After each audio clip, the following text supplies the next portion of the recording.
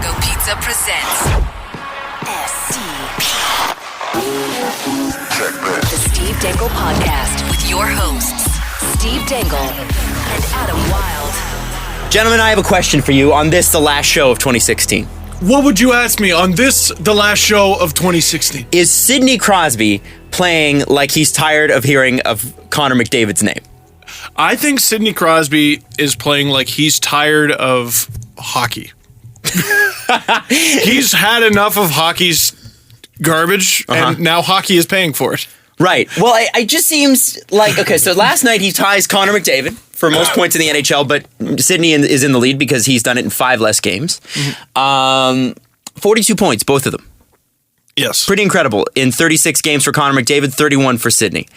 I feel like Sidney Crosby has been asked time and time again, whoa, how about this Connor McDavid kid? Is he the best NHL player? And Sidney, not hating Connor McDavid, but being probably a pretty competitive guy. You got to think that Sidney probably likes to be in first. I think he literally just has, like, whatever gym he works out in is just surrounded by televisions with, like, crazy movie theater surround sound, and it's just the same clip playing over and over again. Sidney Crosby could learn something from Jonathan Drouin. Sidney Crosby could learn something from Jonathan Drouin. Sidney Crosby could learn something from Jonathan Drouin. Just Jeremy Roenick in his life the whole time. I think it should just be...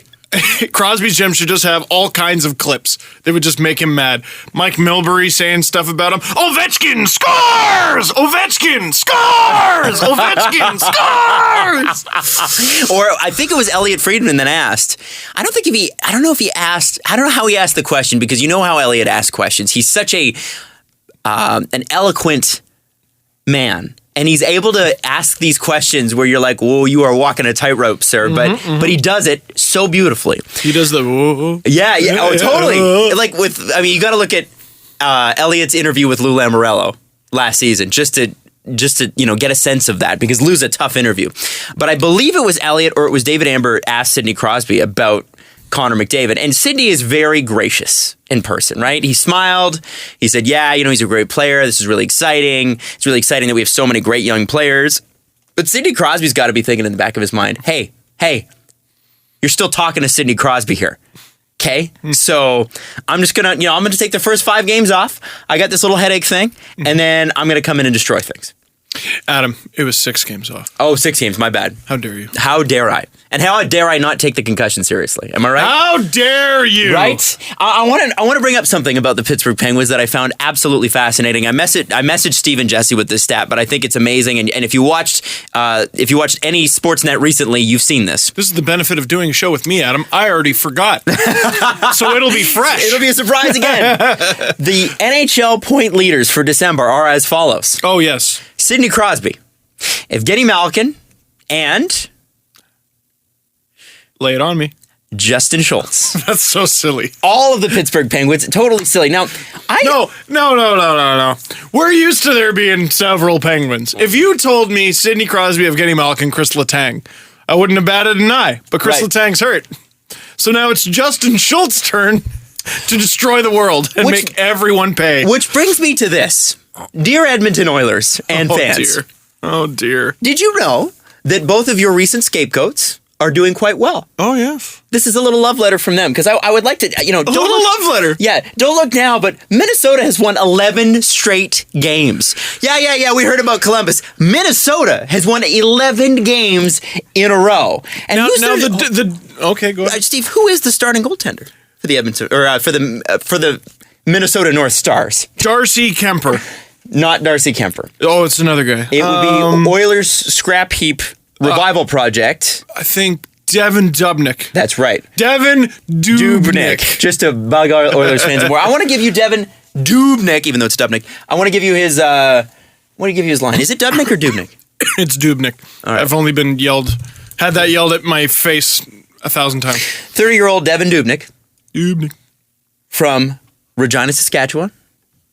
In this particular season has played 27 games. He has 18 wins in 27 games. 6 losses, 3 overtime losses. So he's 18-9, basically. Jesus. His goals against average, and I know that's not your favorite stat. It's one of my least, yeah. 1.58. Wow!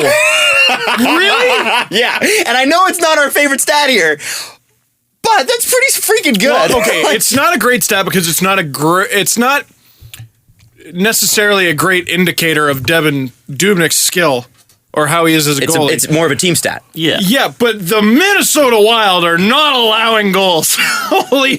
So here's the good goaltending stat that you'll like. Yes. Take a wild stab in the dark. You know, a good goalie in I the saw NHL. it this morning. Jesse, wild stab in the dark. His save percentage? Yeah. I already know it. All right, fine. Apparently we are prepared. Yeah. A .947. Yeah. Oh, wow. I was going to say 941. 947? According to NHL.com. And our boy Anderson's on the front page now. Well, hang on. No, hold off on that. There's more to say. Okay. Okay. Oh, wait, there's there's more. more. But wait, there's more. The sham wow of Dubnyk stats. Speaking of, Oilers scrap heap revival projects, Justin Scholes, 26 years old. He's a right shot D. Mm-hmm. Get out. I can't believe he's only 26. He's 6'2", right shot D, 26 years old, 193 pounds. He seems like the kind of defenseman that every NHL team wants. Literally every last one of them. He seems like the kind of NHL defenseman that from his rookie year, he was supposed to be. And it's funny because if you look From at his before that. Yeah. The Ducks wanted to keep him ahead of Gardner. Wow. So here we go. Ready? In 37 games, Justin Scholes has 7 goals, 16 assists for 23 points, which is incredible. Only one of those goals, by the way, and 7 of those points have come on the power play. Wow. So of the 23 points, or of the 7 goals, 6 are just even strength. I'd love to know how much of a Crosby factor there is there. Well, I think there definitely is. However, There has to be. I mean, it's the Penguins. It's almost unfair to point it out. however, let's not ignore the fact that there's a Connor McDavid factor. Oh, right. Yes, I see what you're saying. Because if one compares, Well, how many games did Scholes play with McDavid? It couldn't have been more than a handful. well, That's true, too. That's true, but too. Scholes is the defense, right? So Yeah, they're but I both mean, playing you're feeding the puck up the Yeah. ice. I mean, Okay. yeah, that's strange. McDavid doesn't really need that because he's so fast. He just rushes it from blue line to he blue didn't. line. You're right. No, and you're right. So I thought, who better to look at on the Edmonton Oilers defense than Adam Larson, Oh, dear. who is a right shot defenseman, Oh, 6'3", Oh. 205 pounds, Oh, heavens. 24 years old. So he's younger. Adam he's Duncan. bigger. And Oh my he's got the Connor McDavid factor in his. If you got Sidney Crosby factor, you need the Connor McDavid factor. or at very least the Nuge factor. He has in 36 games. So one less game than Justin. So this isn't a fair comparison. Whoa. 2 goals and 4 assists. Hi. Does Justin Schultz not seem like the kind of defenseman you'd trade Taylor Hall for? Man, there aren't many defensemen I would trade Taylor Hall for. You know, what do we always talk about on the show? What do we talk about? Patrice O'Neill, rest in peace. Competent bums. You got to get those cheap players if you're going to contend for the cup these days, because the method is clearly, or at least the trend has been, sign 5 guys or so to goofy money and be smart with the rest. Yep. Be smart with the rest. It's funny. You'd think that the salary cap would have been good for the players, right? You in a certain way, because it would have evened out the salaries. Well, we can't give too much to one player because we got to give money to the other. But when in actual fact, it's widening the gap between have and have not. I don't know about that. I don't know about that. But on good teams, It is. It is. On bad teams, I think you see it a little bit more even. So here's no, hold on. I'm not done. Oh, no, okay. I'm not done. Give me Because this. the point I was going to make Oh, go ahead. was we talked about Connor Sheary, talked about Brian Rust. You know how much Justin Schultz makes? How much does Justin Schultz make? 1.4. Hey, do we know how much Adam Larson makes? How much? I don't know. I was going to ask. Oh, okay. Sorry, I'm not usually Jesse with all this. I happen to have my computer today. Adam Larson. Which is probably a bad sign, by the way. 4.166. You know what? That's not a terrible contract. It's not, though. and he's not a terrible defenseman, and I'm not expecting Adam Larson to light up the league. But what I am saying is Edmonton. You know when someone breaks up with you and goes, "It's not you, it's me." It's definitely you. And I just want you to imagine how good Connor McDavid would be if he wasn't playing in Edmonton. Now, Are you going to bring up my... Go ahead. Would Cam Talbot be the undeniable Vezina winner on every other team? Possible. He looks good on the Oilers. Oh, that poor team, man. Now, that poor fan base. Before we get too smug here in Toronto. Yeah, they're in the thick of it. Before we get too smug, I would like to bring up one Phil Kessel, who, if you ask somebody who is a quote-unquote hockey expert who quote-unquote covers the team, he was a coach killer. Sifu. He was a coach killer. He never passed the puck. He never went into the corners, never made any plays, and definitely never back-checked. Never took a slap shot. Nope. That's one from me. Garbage in the shootout. There's another one from me. Phil Kessel currently is 6th in NHL scoring. Mm-hmm. In 37 games, he has 11 goals and 25 assists. Remember goal scorer Phil Kessel? Doesn't do anything Phil Kessel, loafing, waiting at the blue line Phil Kessel. 25 assists. Again. 25. I am wrong often. Often. Blue Jackets. Often. My Phil Kessel video when he was traded, just nothing but hits. Nothing but hits, man. I'm talking about him being an underrated playmaker. Here he is. So talking about him being great in the playoffs. People talk about him. He should have won the Conn Smythe. Oh, just nothing but hits. Phil Kessel. I just want to say this to you in Edmonton. It was you. I mean, it was us in Toronto too, but it was more you. See, I will all the change Oilers that fans would hate me a little bit. No, I'm going to change that a little bit for the Oilers fans. Okay, here's how I bring. Or maybe it it was Craig McTavish and Kevin Lowe, but whatever. Exactly. It's Oilers, not you. It's not you. It's not the fans. It's not the players. It's them. You know what I mean? It's management. It's the man. It's the man. It's the man. The management. God, I hate the man. Man. Oh. Remember the Stewie? It's like, oh, it reminds me of the time I played at Woodstock. Establishment. You always know what's best. And he's like playing an acoustic guitar. I might not have seen that episode. Oh, it's so great. So great. They all blend together because there's no plot. But yeah, and it's funny sometimes. Exactly. There's a light plot. There's a light plot. Yeah, it's like this show. There's a light plot. Imagine watching Rogue One and being like, I enjoyed the light plot. Hey, thoughts on Rogue One? Fantastic damn movie. Really good.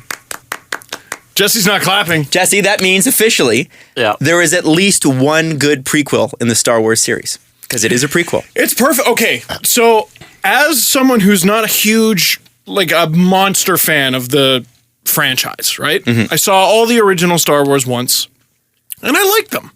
Okay? But I wasn't about to buy all the toys and go all okay, you were wrong. They were the coolest toys, but okay. Fair enough.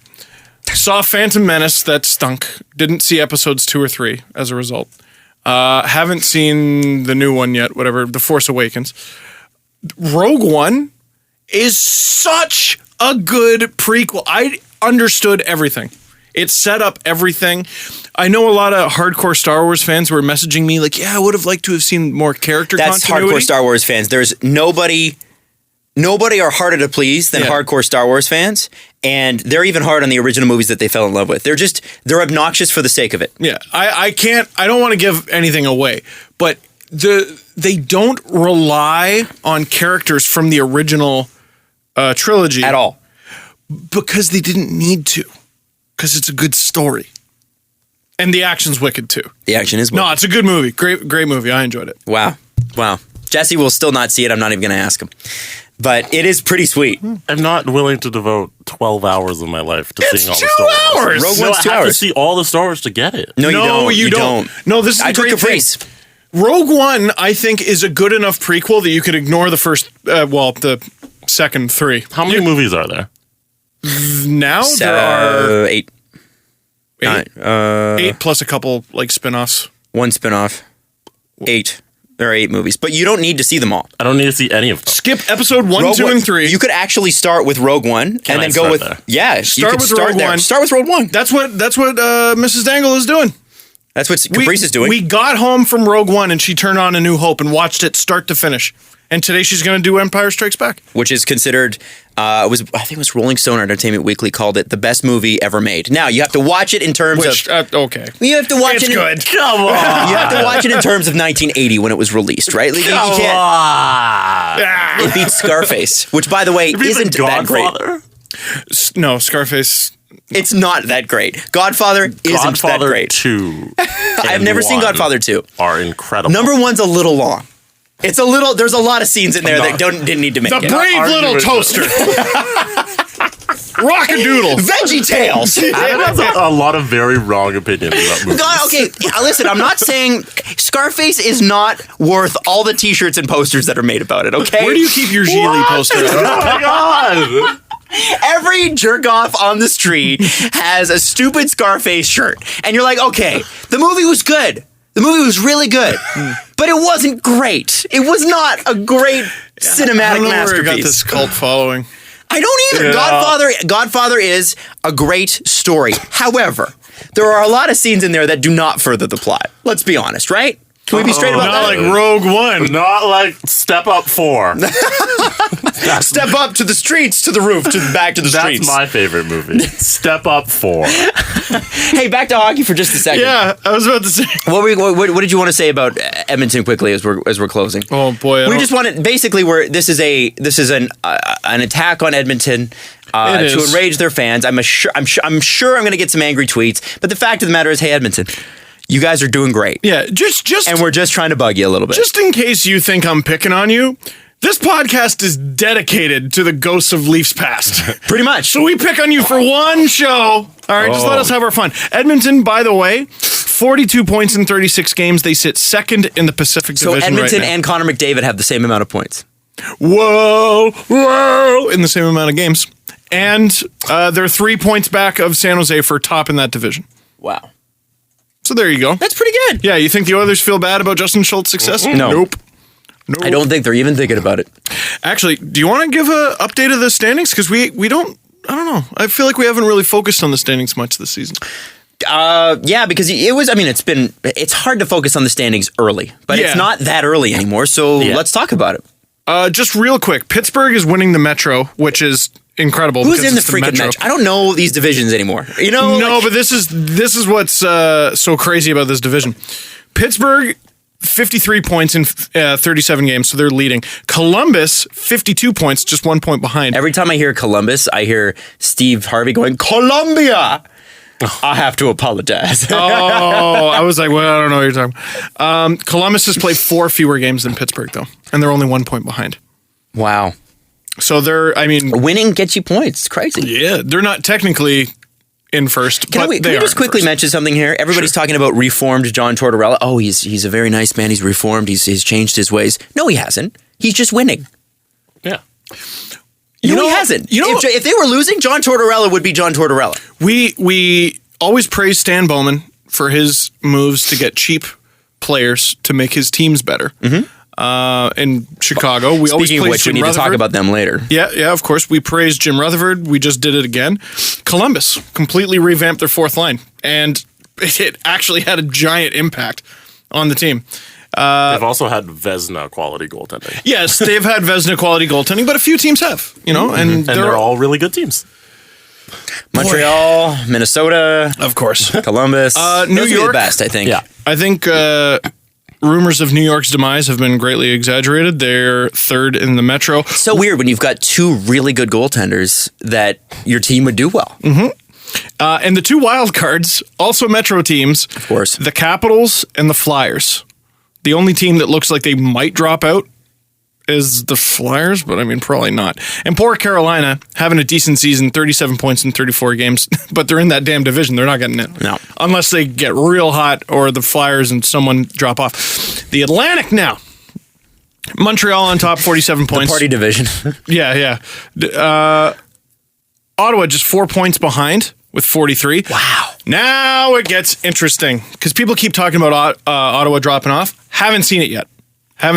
So until it happens, I think at this point, yeah. it might be time to start considering that they're kind of for real. Mike Condon's pretty good. Well, right now anyway. Here's an interesting one. The team that is third in the Atlantic right now is 3-5-2 in their last 10. It's the Boston Bruins. 40 points in 37 games. They're doing better than I thought they would have. Oh, yeah. Behind them, nipping at their heels. Tampa Bay with 39 points in 36 games. So in one fewer game, Tampa only has one fewer point. One less point, whatever. The Leafs right behind Tampa with 37 points. 2 points back at Tampa, 3 points back at Boston in just 34 games. 2 games less than Tampa, 3 less than Boston. So tonight's game is pretty important. It's enormous. Now, is Boston only in that spot because of Tampa's injuries? Or is that Tampa's You know, spot? they didn't have a goalie for like a couple weeks. Boston. So Yeah. no, Boston. Boston. Yeah. Tampa, even with Bishop out, still has Vasilevsky. Boston. In fact, I would argue that Vasilevsky's the better option now. Honestly, what I saw a very injured team when I went and saw Tampa. And by the way, for Christmas, I got more tickets. I'm going to go see Tampa in Nashville next week. Next week, nice. In Nashville? No, in Tampa. Oh. I'm going back to Florida next week. Oh yeah, Adam has a wicked life. What's frustrating is that you see a team that's very, very good, even with the injuries, but they have not put it together this season. They've been discombobulated. I think the Stamkos thing, as it would any team, really hurt them, but I think it shook their confidence as well. And I didn't see the same confidence in Mike Smith as I did. Ben Bishop, as I did with Andre Vasilevsky. As soon as they put Vasilevsky in when I was there, they looked like a better team. I don't know. Tampa better pull it together because they are way better than their record shows. Let's chew through the East real quick. Florida, poor Florida. In the 14 or 15 games since Gerard Gallant got fired, only 4 wins. But I think the stat was in their last 14 games, they have points in 11 of them. I think it was. They just keep losing in overtime in the shootout. The poor bastards. They have like 9 points in the 14 games. It's ridiculous. Yeah, like they're not doing that poorly. I mean, what I've heard people doing is they take both types of losses and they combine them and they say that's their record. You can't do that anymore, guys. It's dishonest. You get half a point for a loss when it's an overtime of the shootout. That's how the standings work. Sorry. You can't say they're 4-11 or whatever it is, or 4 and whatever. Islanders are above 500 in their last 10, so they're climbing up a tiny bit. Buffalo down near the bottom. Detroit way down near the bottom.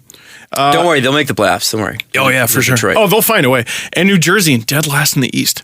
I would not have called that. I wouldn't have either. They were without Hall for like a month though. Yeah, I have to say, I think New Jersey's better than what their record's showing too. Well, and another thing though, like New Jersey's got 33 points, and Tampa, 1 point out of the playoffs, has 39. So they're 3 wins away from being Tampa. Yeah, but that is a big gap. Well, at this point in the season though, I don't know. Maybe not. I don't know. Here, I read a stat this morning that I thought was interesting. Besides Montreal and Ottawa, what is the Canadian team with the best winning percentage? Besides who? Montreal and Ottawa? Yeah. Edmonton. It's got to be Edmonton. Apparently it's Toronto. Oh. What? I don't know how that's possible, but that's why I thought I'd bring it up.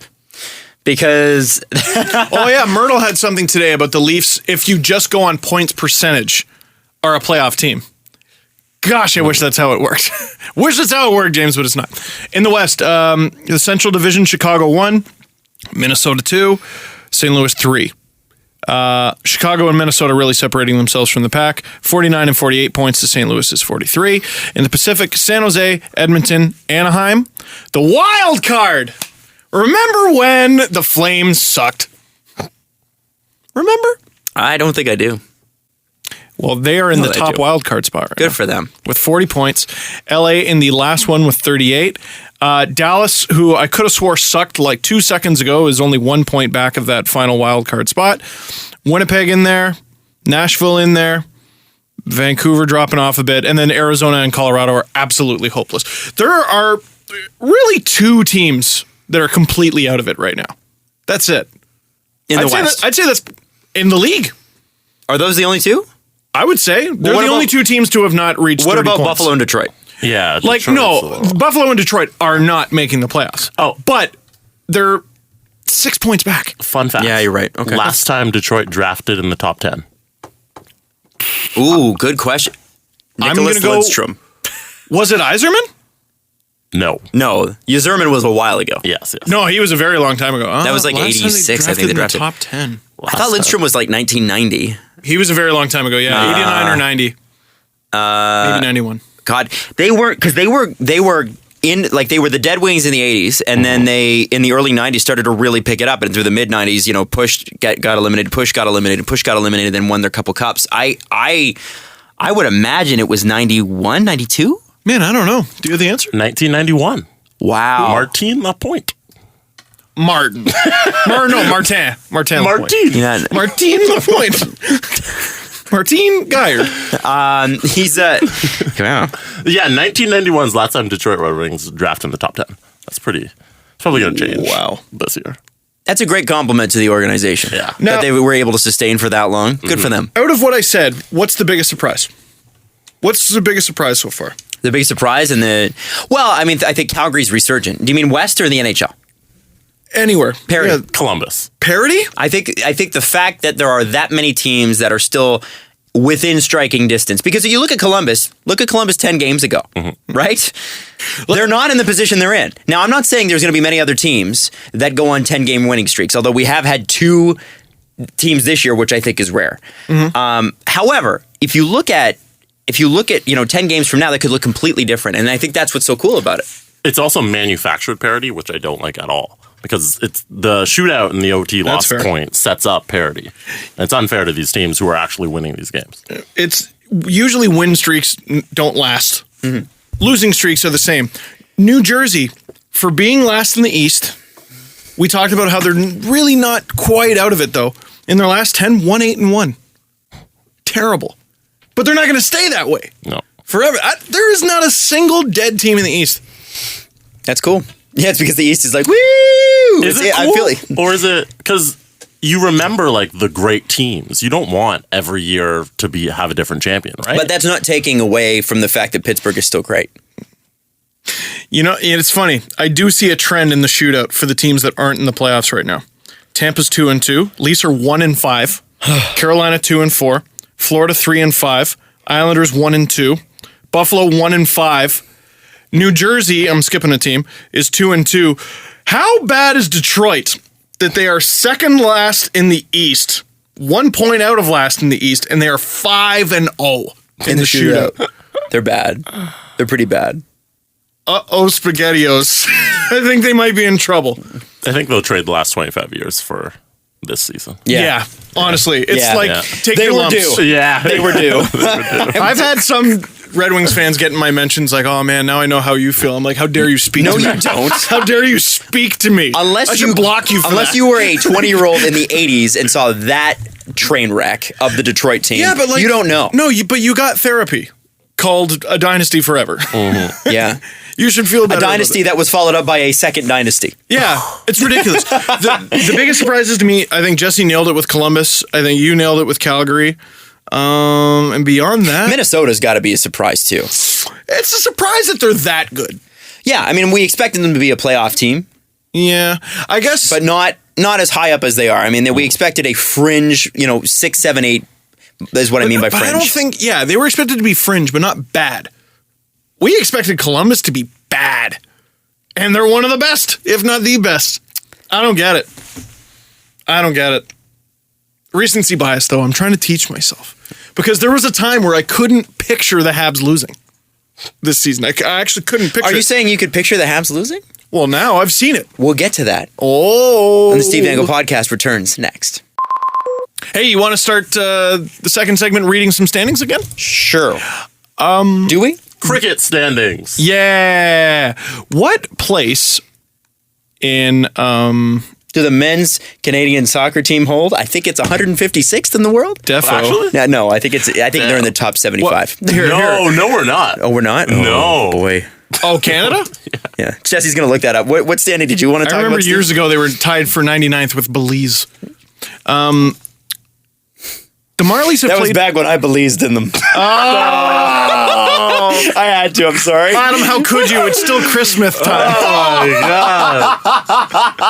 Current men's World Soccer Rankings. Federation ranking. Blah. What do you think? is it? I'm going to say 90th. 69th. 117. Oh. And our women's soccer team is like in the top 5. Yeah, they're unreal. Or 3. Christine Sinclair. The Marlies have played 29 games in the American Hockey League. What do you think their record is? Oh, I don't think it's that good. Oh, it's worse than not that good. So I would say they're about 500. They are 1 game below Woo. 500. That is interesting. And I remember, so I haven't been watching all their games, but I've been keeping tabs every single game. And I remember being like, I haven't heard of many wins recently. And then Mark UK Leaf, who is a great Twitter follow from the UK, follows the Marlies. He was like, oh, the Marlies just fell below 500. And I go, what? Begging your pardon, sir? They are 13, 14, 1 and 1. So 13, 14 and 2. I don't know why the AHL displays it like that.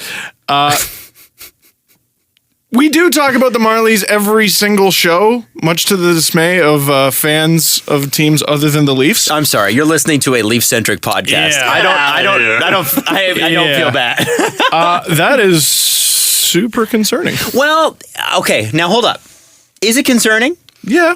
No, is it? No, think about it really, honestly. Here. Okay. No. I was bringing something up for later. I'm listening. just a second. I'm just close to his laptop. Not fully. I don't want to be disrespectful. Eyes on me for a second. No, I don't want to do that. Go here. I'll throw it too. I'll throw it. No, that's the LFR computer. We can't have that. Yeah, that's true. Steve, we don't have this year. Like last year, they loaded the Marlies. They loaded the team with studs. And I think that a lot of questionable goaltending was made up for by the fact that they could outscore you. But the Marlies always had last year an issue that the Leafs have this year, which is locking it down. I mean, what was their game? They were down like 8-1, and then they came back and won in overtime. A 10-goal game that was close. Yeah, no, they were losing 8-4 after 2, and they won it 9-8 in overtime. Garrett Sparks came in relief of Antoine Bibeau and faced 3 shots in the third period and overtime and got the win.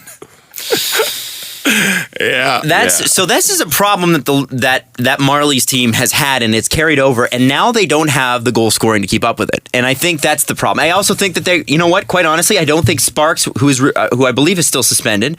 And I don't think so. Oh, they didn't. No, he's not. They never made the announcement. They unsuspended him. And Antoine Bibeau, I don't think they're that consistent. Well, let me give you this.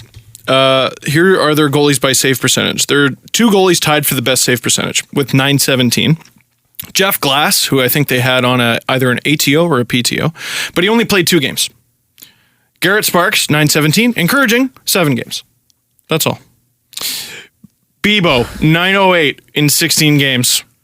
Enroth, 889, but in just 1 game. And Kerry Ramo, by the way, remember that little chestnut? 0-3 with an 880 save percentage. They've had a real hard time stopping the puck. And the very fact that all those guys have played goal for the Marlies last year, when I think maybe 3 total did last year, just goes to show that they're not getting the consistent goaltending that they need. I don't think it's a reflection on any individual prospect in that team. I think that is a very flawed team. No, I mean, well, they lost Sosh. They did battle some injuries. They've lost Fraze now. They've lost Gauthier. And then you got a bunch of young defensemen. Yeah. You don't have Nylander anymore. It's a very young defense core. Yeah, no Nylander. Travis Dermott has taken it's taken him some time to adjust. And he's got injured too, so that interrupted the adjustment. Leipzig has slowed down a little bit. Kapanen has slowed down a little bit. I think they'll be okay, but yeah, just for every show where I'm like, they're great. Not right now. The prospects are great. The team might not be, and I think that's fair. Yeah, and I think I think it's a better situation than like 2012 when the Marlies went all the way to the Calder Cup final with a team that was like a fair chunk of the team was like 24, 25 and up. And Ben Scrivens was their goalie, like in his mid-20s. Like, I mean, it's good, it's great and everything. But like Mike Zigomanis is like one of your leading scorers and all that. Yeah. It's not exactly what you want on your developmental team. Mm-hmm. Little concerning though. Little bit. We'll see if they figure it out. I want to talk about the Leafs win in Florida last night in Sunrise. Yeah. So Mitch Marner, I believe he had 8 shots. 9 shots. Wow. 9 shots. Mitch the Mitchician Marner. 13th forward, Mitch Marner. Yeah, ridiculous, right? So he wins it in the shootout. And beyond the fact that he was all over the place all game in a good way. If the Leafs release Mitch Marner to the World Juniors, do the rest of the teams just drop their sticks and surrender? Yeah, it's over. All right. It's we over. had a good run. Yeah, it's over. We're going back to Denmark. He has been, going into this season, name the prospects in order that you would have been excited about on the Leafs. Well, that's why I did my pyramid, the prospect pyramid. Matthews, number 1, easily. And then I had Marner and Nylander about even. And then, I mean, there's a whole nother tier below those guys. Those are the big 3. I call them the big 3. But then you had Connor Brown and... Sure, Connor Brown, but like I didn't put him up with Marner. I would have gone, and I would have said this. I like Hyman, but I didn't put him up there with Marner. Austin Matthews, Yep. William Nylander, Yep. Mitch Marner. I probably would have given Nylander the edge over Marner, yeah. And that's probably a recency bias. It's probably because he's played men's league for 2 years. Yeah, there's one guy And- you know can play at the pro level, And there's one- another guy you're not sure yet. I have been blown away with Mitch Marner's play this year. So good. Absolutely blown away. Like Austin Matthews, because he was so hyped, it was almost like, well, yeah, I hope he's good. Like, Yeah, see, I didn't think he was still this didn't good. think he'd be this good. No.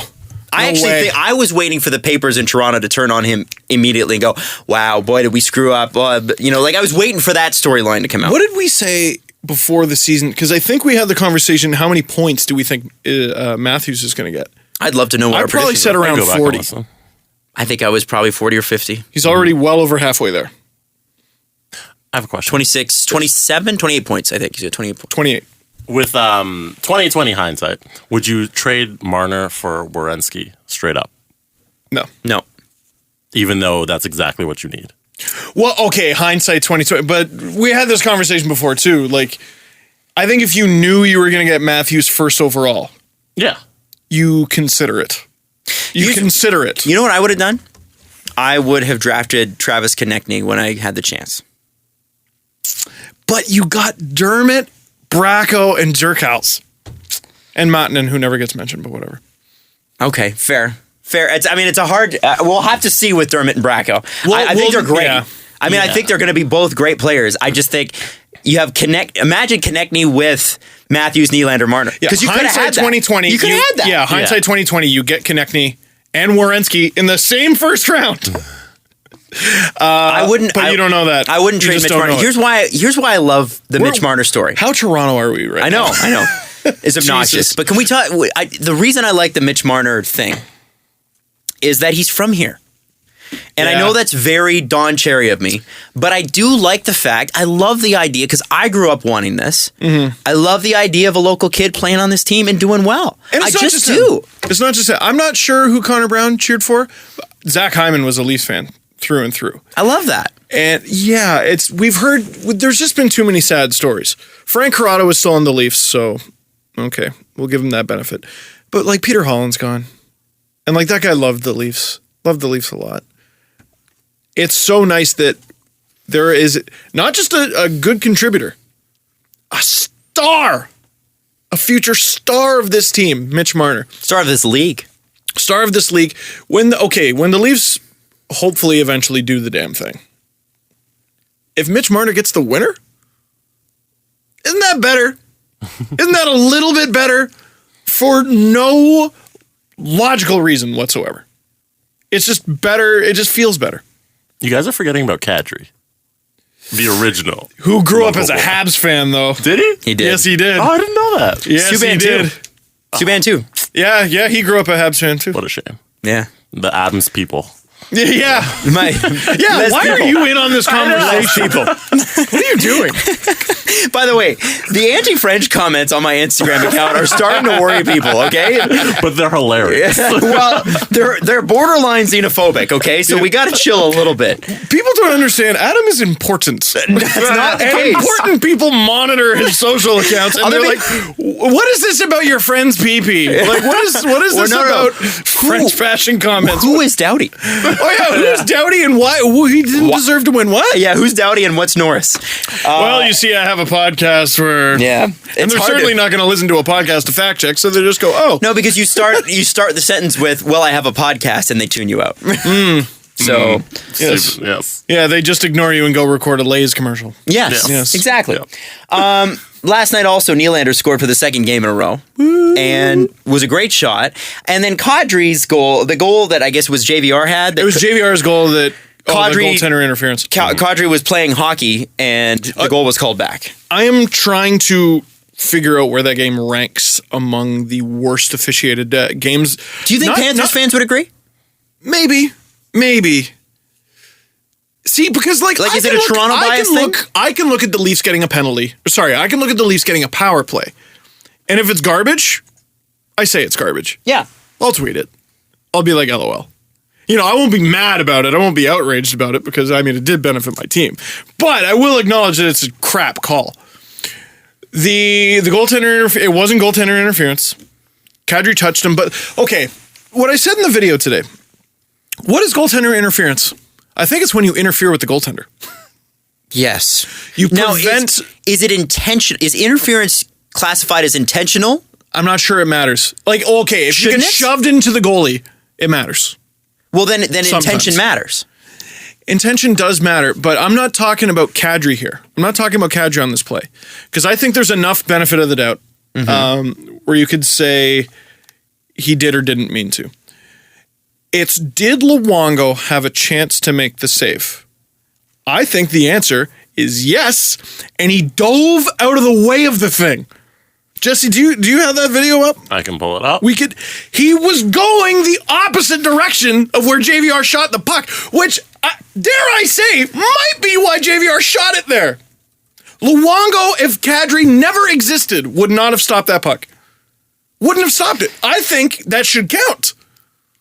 It doesn't matter what Kadri did. Goaltender interference is when you interfere with the goalie. So if Luongo literally skates out of his net and dives, but someone clips him on the way out of the net. Let's say he temporarily lost his mind and started skating to the bench, but someone clipped him, and someone takes a shot on the goal from in the blue paint. Is that goaltender interference? What is that? Hey, you interfere with the goaltender. Yeah, but it had no effect on the shot. See, but you interfere with the goaltender. I think intention has to matter. I think intention does matter. And I think you have to, I think Kadri matters. This is now the second time Kadri has barely touched the goalie and it got called back. And his penalty differential this year, I think I saw, was -7. He's usually among the league leaders in that category. The refs, the officials around this league have it out for Nazem Kadri. Call it what it is. Okay, now They have it out for him. because he has a history? Fine. No, yeah, but it's one thing to not give him the benefit of the doubt. It's another to... It's unfair. It's completely unfair what they're doing to him. You can do whatever you want to this guy. You talk about the one game where he was bumping McDavid around. Oh. You can do whatever you want to Kadri, he can't do a damn thing. Well, okay. If you know a player is a diver and an excellent penalty drawer, as Kadri is, and I don't mean to use. Nope. What are you supposed to do? Embellisher. Embellisher. Call it what it is. What are you as an official supposed to do? I'm not sure. You will but- have a bias against that, and you will have video meetings about that. I mean, these guys, I feel bad for the officials because literally it is such a tough sport to do. I want to be in those meetings when they discussed William Nylander being a diver, because apparently he is too. That to me was the worst call of the game. That was a cop out. It was awful. That was shocking. Yeah. There were 3 genuinely bad ones. The goal getting called back, the interference call on JVR was horrifying. Horrifying call. And the dive on Nylander, I don't know what to, like, I was contemplating tweeting match fixing during the third period. That's how bad it got. The ref was in front of him. In front of him, getting mugged by a guy half a foot taller than him. He didn't trip, didn't do the shoulder shimmy that Kadri does. He got thrown to the ice. I really don't know what he could have done. Jesse, what's this? So this is the Kadri play. This is the Kadri play. Now we'll post this online. Well, He was going the opposite direction. Like, do refs ask themselves why the player shot it there? You gotta. Why did the player shoot it there? Maybe that's the meeting they're having today. Maybe. Well, and that ref, that official there who made that call at center ice, if I remember correctly, that was his 48th NHL game. Okay. We know that because of scoutingtherefs.com. And I don't want to say him by name because people are like, don't start a witch hunt or whatever. I'm not starting a witch hunt. I'm merely pointing out, look, you can point out the Leafs' young mistakes. This guy hasn't been in the league that long and called a terrible game. Okay. Called a terrible damn game. And I would it's imagine, not his first for the Leafs. I would imagine. If, and it is quite, listen, especially the Kadri goal, quite obvious that he got it wrong. Mm-hmm. But the fact they reviewed it, that was what I was going to get to. They reviewed it. So that if I'm a general manager, I want to take to the next GM meetings what exactly goaltender interference means, because I don't think I can't put that on that ref because they've been very wishy-washy about it. There have been goals that have gone on in Freddy Anderson. I'm like, wait a second. So if you touch Anderson at all, is it a goal? How do you figure this out? Do you make it one person so that it's consistent? I think it's the interpretation of the rule. I think just because he touched him, they didn't have a choice but to call it. It wasn't that he interfered with the goalie intentionally or not. It was just that's how you got to interpret the rule. I know. Luongo didn't have a chance to make a save. I agree, because he put himself in a bad position. I think the NHL with its rules needs to be a little bit more clear, and I think they put their refs in a rough situation because that was very clearly a goal. Yeah. And then they bring it back to Toronto, which is where they review everything, and then it's reviewed, and they're like, yeah, well, sorry. I don't know. I get hockey is a physical game. There are bumping things that happen. When you look at something like that, to me, it just looked like you bumped him a little bit. Like, and if you take that out, what's the point? I still say the Nylander one's the worst, because the Kadri one, we're having a discussion about it, and we go, maybe. The JVR one, okay, bumped into him, so maybe. The dive was abysmal. Yeah. And it was right in front of the guy. Right in front of him. What did you think of the breakaway, the shootout? Or not the shootout. Oh, Connor Carrick, the Seth Griffith, Connor Carrick one? Is it No. You're thinking of Malgin. The penalty shot. Malgin got the penalty shot. But it wasn't that he got the penalty shot. Wait, what are you talking about here? So in last night's game, Malgin, I forget his first name. I keep wanting to say Kenny. Right. Sorry. He got a penalty shot, but it was right after, I think it was JVR had a breakaway? Or no, Marner. Yeah, it was the Marner breakaway. Or was it JVR? No, it was JVR and Colton Sevier dove.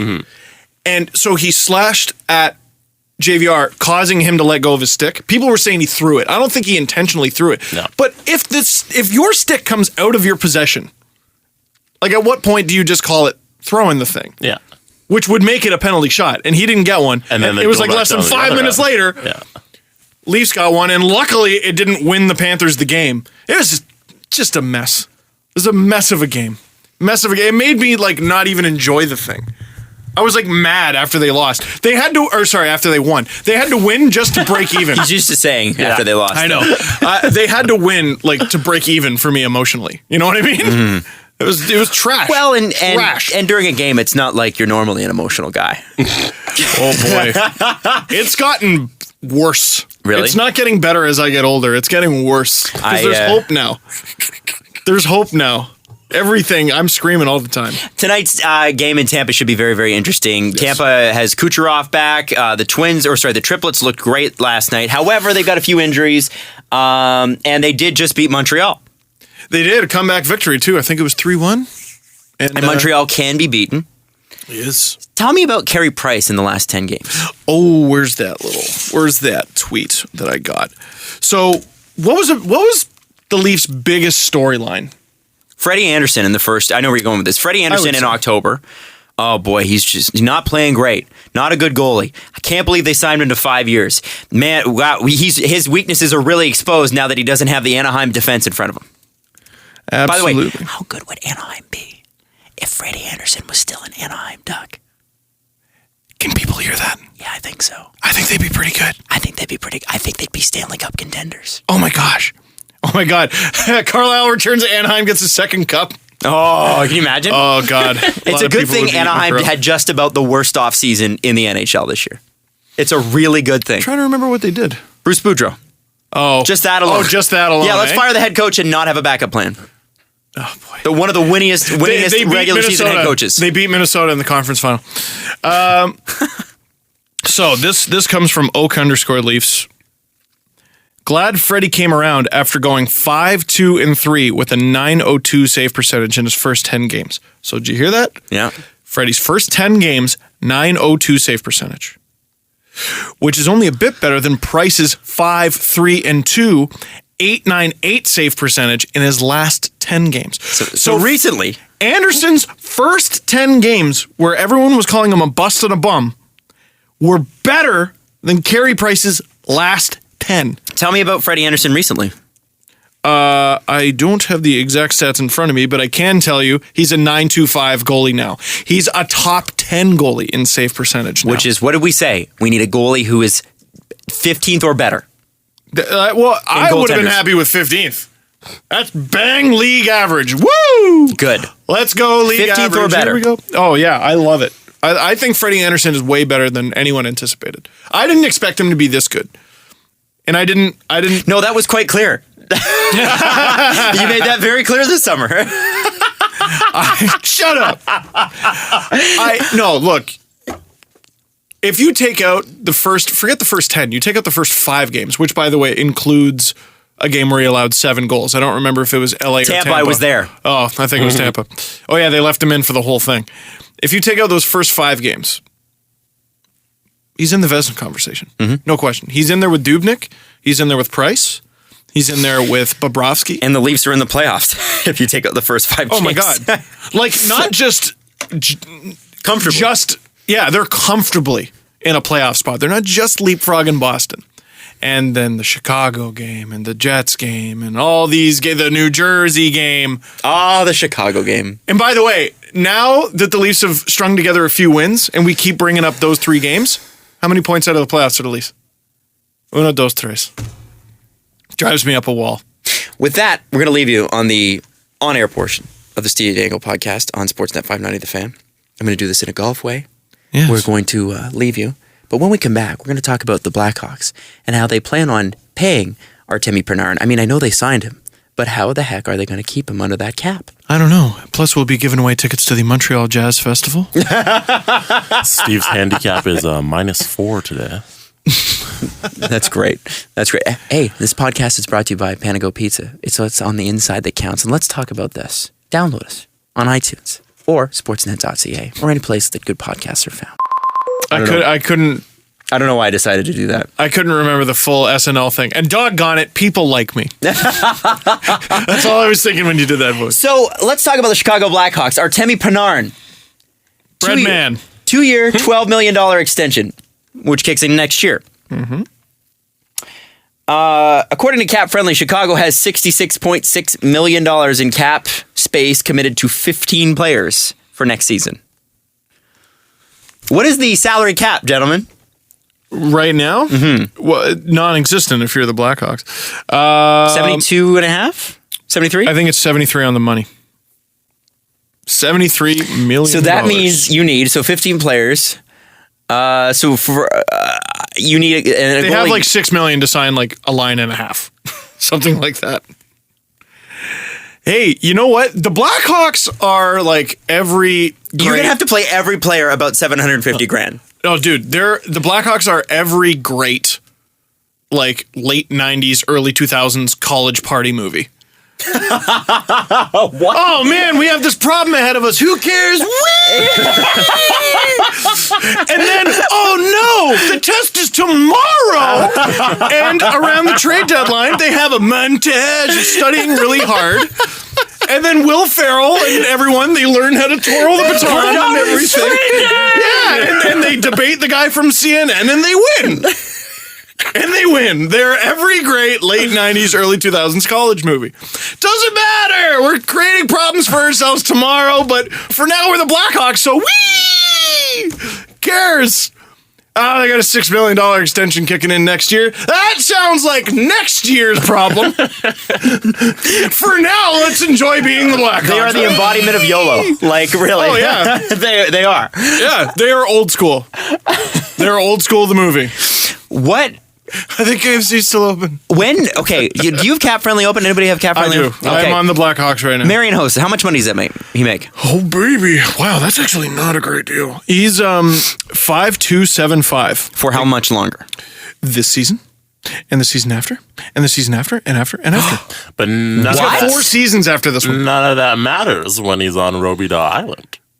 Or when I don't know, is he going to retire? But then How old is he? Because he's 37. Then if he retires, it counts against the cap. But he doesn't have to retire. Who cares? Who cares? It doesn't matter. Why would they sign him through to 41? Are they insane? Because 3 cups. Because Stanley Cups are plugging their ears. Yeah. They have more Stanley Cups than they have ears to plug. They got one up the nose. Yeah, So. but for fun, as a decoration, they got a Stanley Cup spacer through the septum. You know what I they bet? Don't care. You know what they're going to do, right? You know what they're going to do? Hossa is going to be an Arizona Coyote next year. Oh, or the year after that, or something. Adam, They're going to trade their first round pick to Arizona along with Hossa, and that deal will happen. The how or why literally doesn't matter, Adam. It's the Chicago Blackhawks. Whee! By the way, you know who else has an extension that kicks in next year? Or actually, no, sorry, I think it just kicked in this year. Brent Seabrook.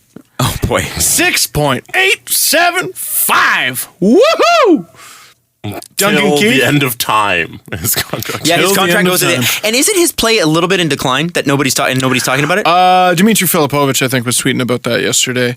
But Adam, Cups, man. it doesn't matter. Brian Campbell's making $1.5 million until he becomes a UFA and signs for like $5 because he doesn't care. He just wants to win. He made his money. Made his money.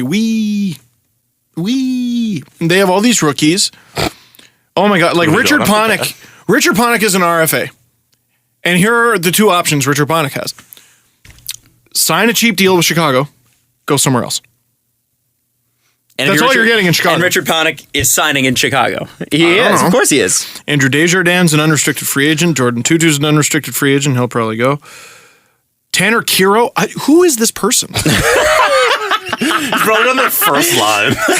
Probably. We should play Who is that person? I've never heard of that person. Blackhawk or normal person. That's what we should play that. Blackhawk or Denny's employee.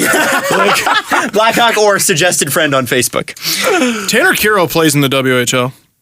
His name's Tanner. I don't know. Dennis Rasmussen, RFA. But like all their problems. Who's Gustav Forsling? I've heard of Gustav him. Forsling. I've heard of him. I've heard of him. Okay. I mean, how do you forget a name once you've heard it like that? Gustav Forsling. That is a name. Oh, you know what's going to hurt them a little bit? They've gotten really good goaltending out of Scott Darling I thought league minimum was $600,000. He's making $587,000. Because why? Because The Blackhawks! somehow they were able to knock $15,000 off his salary. They got Nick Schmaltz. Oh, you know who they have signed to a contract? And they can just plug in? Alex DeBrincat. Oh, Just throw him in there. is that all? Now, Alex DeBrincat, not of World Junior Championship fame? absolutely.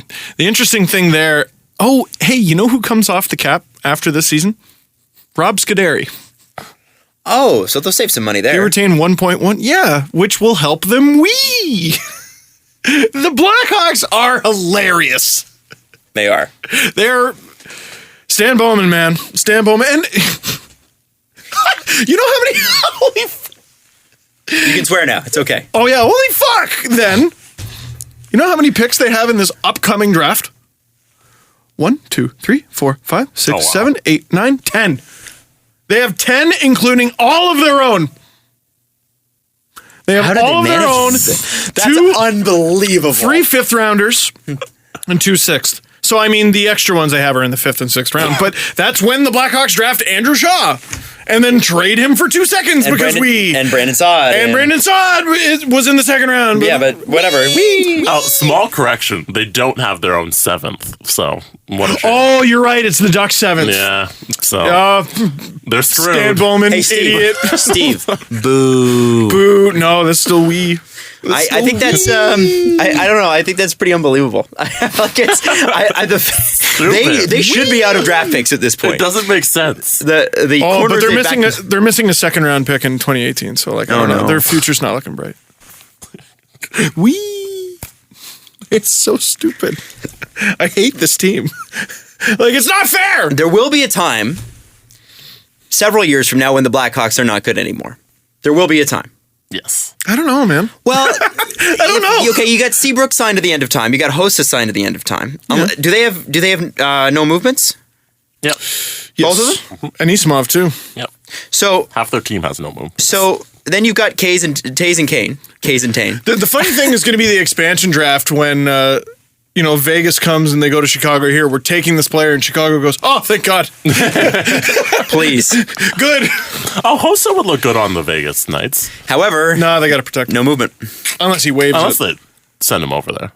I wonder, Why not? Yeah. do you think there will be a surprise player or two who no one would have saw them That'll waving waive their it? claws? Yeah, for sure. I'm not sure why Hossa would do that in particular, but maybe someone else. I don't think Hossa would do that. But I think that Chicago's going to have a discussion with Marian Hossa here pretty soon. And He's on the IR right now. so he's on Robidoux. So he's saving him. They projected cap space, by the way, $239,000. and they'll be right there Who come playoff cares? time. Deadline cap space, just shy of 1.1. They're the Blackhawks, man. They're the Blackhawks. They'll make a move too. They'll make a move. You watch. Ironically, they can take on contracts because they only have 43 of 50. Scott Darling, what were you going to say about him? He's making less than $600,000. Oh yeah, sorry, he's a UFA at the end of this year. So that hurts. That hurts because you're potentially losing the cheapest goalie in the league. You're losing the cheapest goalie in the league either way because even if you re-sign him, he's no longer the cheapest goalie in the league, right? Oh, and what about marginal at best Corey Crawford? Is he going to come back in and? He's making $6 million for 3 years after this one. Corey Crawford was the number 2 goalie at the Olympics. I know. I'm just kidding. I don't That's think been my you're running kidding. joke I with don't think Blackhawks you fans are. for years. I don't think you're kidding at all. Blackhawks fans don't even tweet me about it when I say it anymore because they know. They are the nicest people, by the way. They're always like, come on, why are you ragging on my man Corey? Like, that's... Whereas, like, Flyers fans are like, hey, F you. Everyone keeps tweeting me about Trevor Van Riemsdyk. Well, I was talking to somebody about that, too, because I think because James Van Riemsdyk is on the Leafs, people are instantly like, whoa, why wouldn't you reunite the two? Is Trevor Van Riemsdyk a guy that is worth trading for? Sorry. He's a guy, yes. Yes, but not until after the season's done. Because if I'm the And Blackhawks... is he an all-star defenseman, or No. is he just is he a third-pairing guy? What is he? I'd say third pairing, yeah. He makes $825,000 this season and next before becoming an RFA. So there's no way Chicago lets him go. That's then. exactly the type of player Chicago needs. The problem is it seems fairly obvious that he'd be one of the top candidates to be plucked by Vegas. But the season's still going, so that's what a contender does. Man. Everyone's going to lose someone. Yeah. Everyone's going to lose Leafs, someone. it'll be Komarov or Bozak, one of the two. I'm not sure about that, but All right. the Blackhawks, man, the Blackhawks. There's just a crazy story. Crazy. So fun. World Junior question. Jeez. How come nobody, not one announcer, has said Switzerland goes top cheese? Huh? Because they have self-respect, Adam. Well, that is wrong. Okay? That is wrong. Self-respect is for losers. Who needs that when you can have fun? I have a podcast. I do have a podcast. What's I up? have a World Juniors question. It wasn't too much stuff in Toronto this year.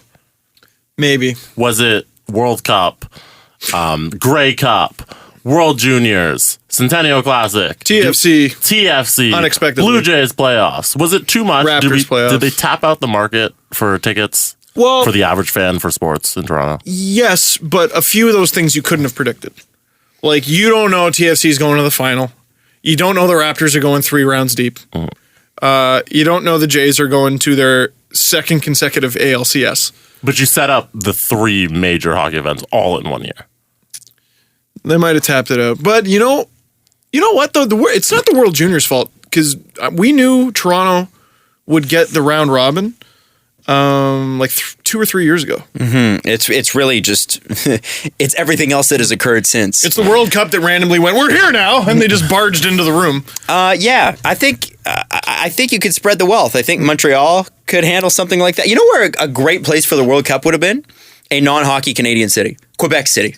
Yeah, would have been a great Quebec spot City. for the World Cup, because then it's like a wow, we get NHL talent coming to Quebec City, and but maybe, and then it fires up rumors about, people get a first class showcase of the arena. It's like a tryout. Oh, absolutely, that would have been a better spot Help me out, folks from the prairies. I think Saskatoon.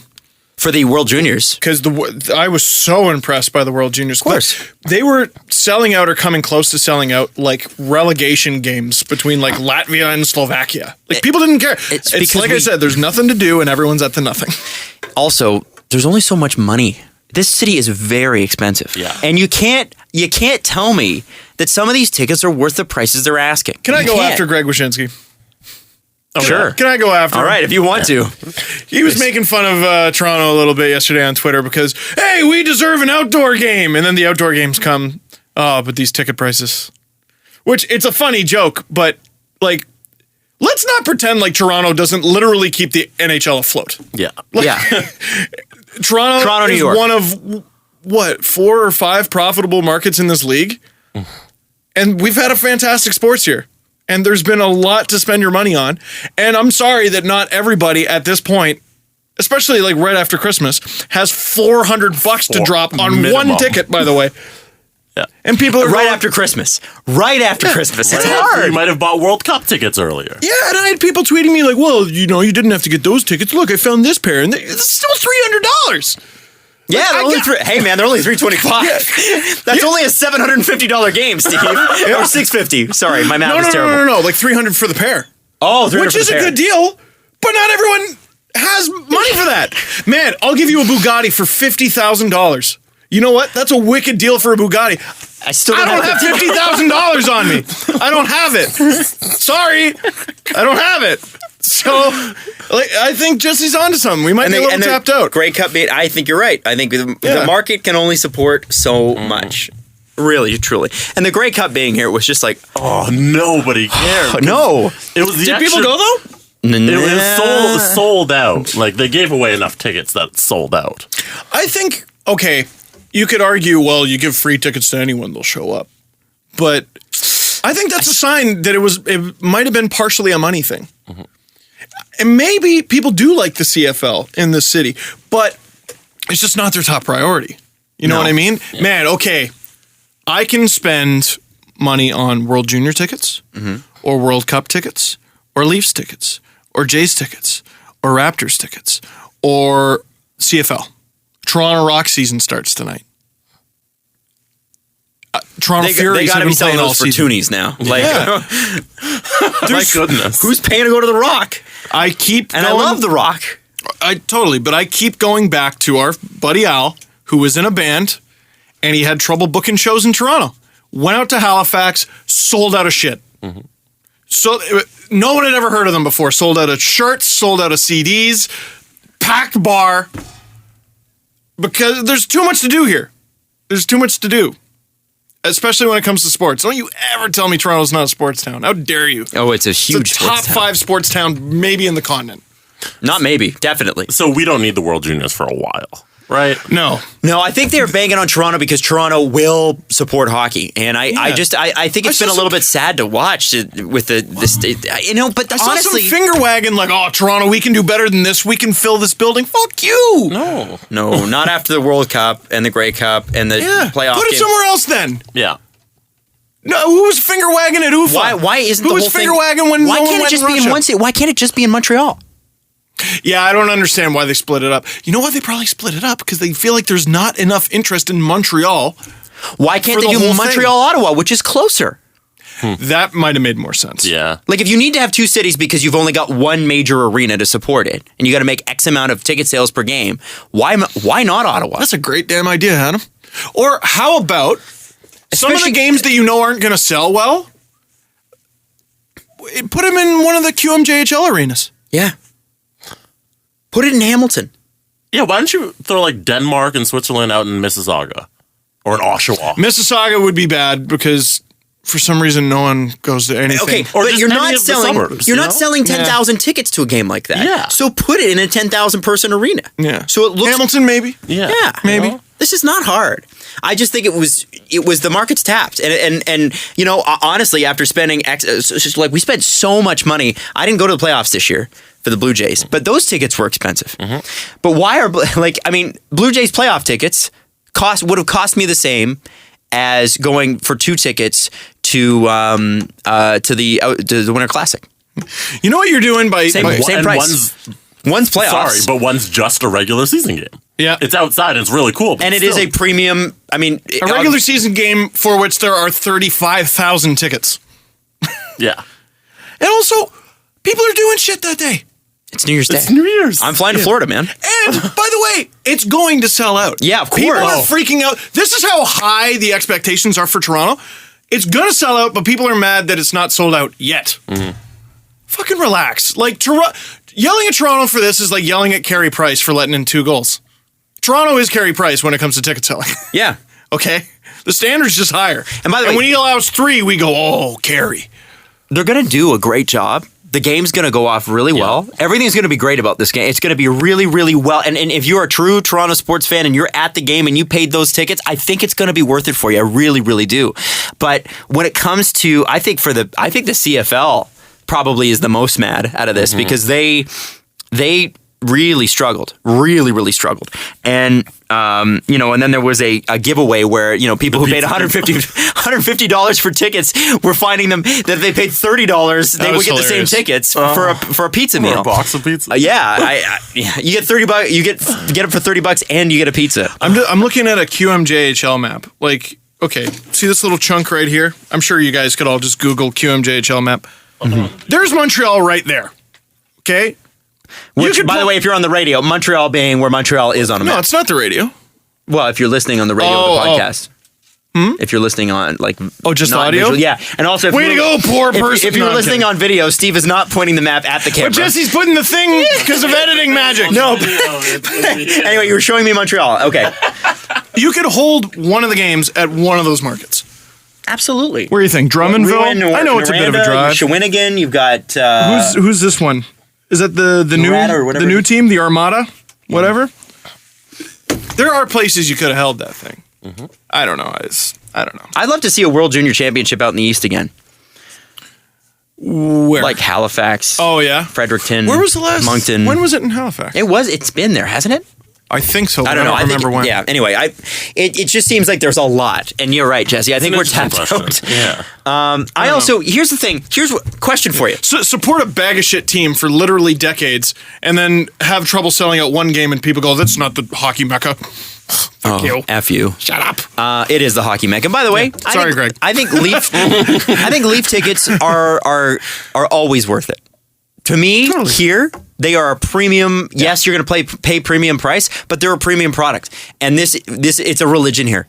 Like it's like Yankees in New York, man. Like you can't. There's nothing else that even compares. I'm willing to pay those prices for that. And this game, guys, is going to be so special. Steve, you are so lucky that you're going. Oh, I'm so stoked. It's going to be amazing. Before Sonnet came along and rescued me and gave me tickets for this thing, because Mrs. Dangle never asked to go to a hockey game. She wanted to go to this one. I knew I was going to get credentials. I'm going no matter what, but she wants to go. I almost dropped the close to a G to get tickets because she never asked. And you only make Believe me, I so many would've been G's like, in a year. "Ah!"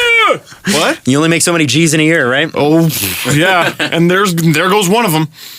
Yeah, that's how I look at baby. it. If I ever spend $1,000 on something like brakes on a car, you're like, or like $500, you're like, that is half a G, and I only make this many G's. That's not fair. You know what I'm getting better at? My poker face at the bank. When I have to pay an unforgivable amount of money for something, I just go, and I pretend like nothing's wrong. I do this all the time. Yeah, and then they look at me like, This has to "Are hurt. you sure nothing's wrong?" I'm like, "No, it's fine." Take it.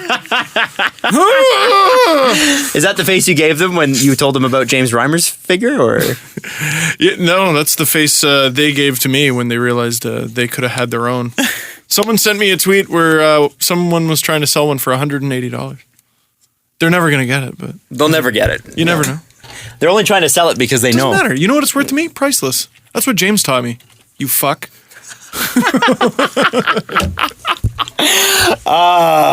So what were we talking about? Well, we were talking about the World Junior Championship. There was something I did actually want to bring up at the World Juniors because you know what? I've thoroughly enjoyed watching it.